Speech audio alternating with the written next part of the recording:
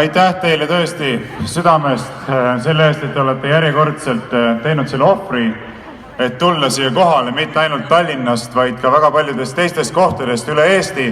Et suur aplaus tõesti kõigile nendele inimestele, kes käituvad tõeliste kodanikena. Aitäh teile!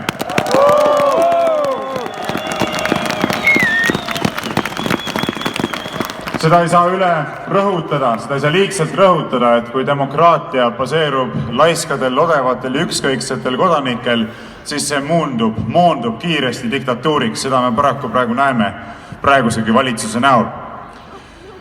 Nüüd ma vabandan ka omalt poolt selle eest, et meil selle meeleavalduse algus natukene viibis. Seda sellel lihtsal põhjusel, et riigi vara aktsiaselts loopis meile häbematult kaikaid kodaraisse.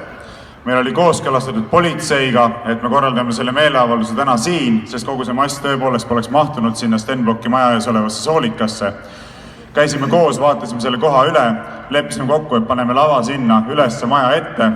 Kooskõlastasime sellega Tallinna linnavalitsusega, aga täna hommikul, kui tulime lava üles panema, siis riigi kinnisvara aktsiaseltsi esindajad tulid kohale, näitasid üles täielikku koostöövalmiduse puudumist, täielikku dialoogi valmiduse puudumist ja ütlesid, et nad kutsuvad meile politsei, kui me asjusid kiiresti ära ei korista.